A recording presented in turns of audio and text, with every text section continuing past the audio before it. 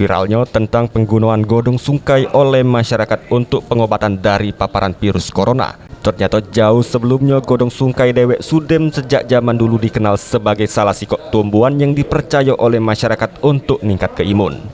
Hendy salah sikok ahli tanaman herbal yang tinggal di kawasan Sungai Selinca, Kabupaten Banyuasin nyampe ke.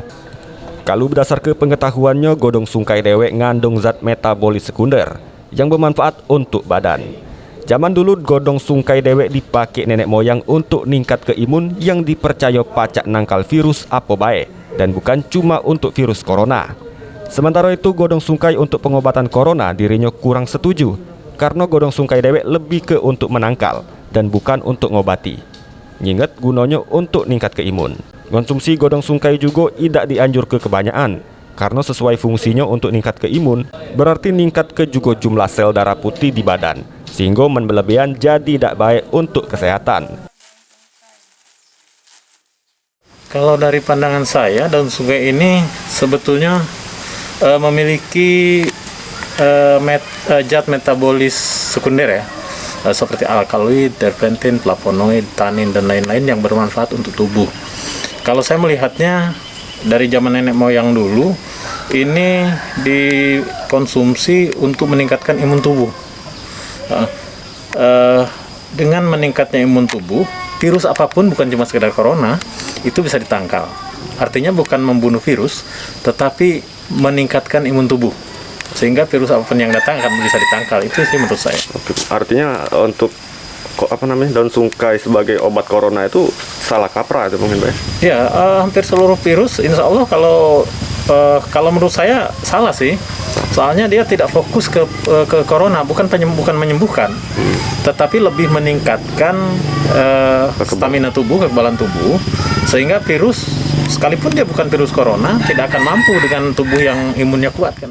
Ada aturan jero ngolah sama konsumsi godong sungkai, di mana setiap 100 gram godong sungkai pacak dirabus dengan 5 gelas banyu dan disesok ke 2,5 gelas untuk diminum.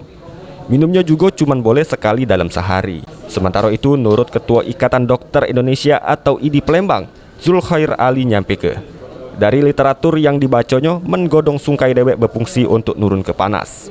Pernah dilakukan penelitian untuk obat cacing sampai diomong ke pacak ningkat ke imunitas badan.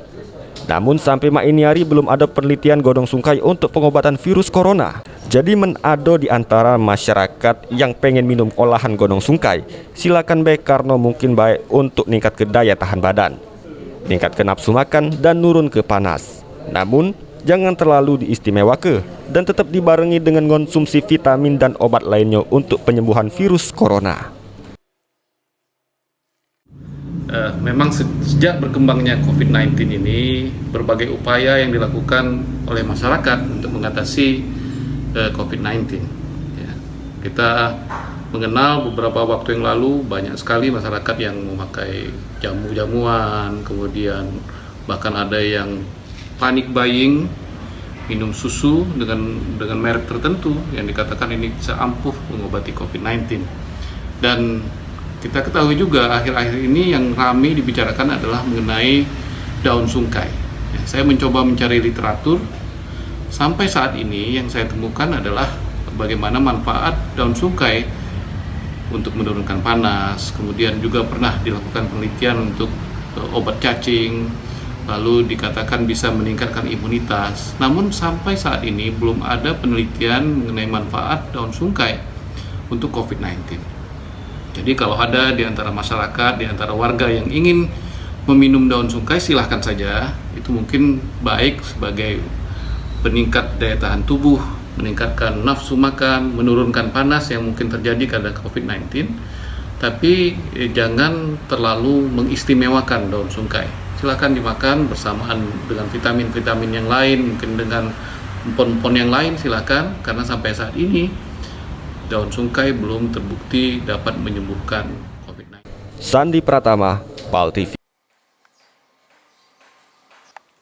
Pelan-pelan minumnya.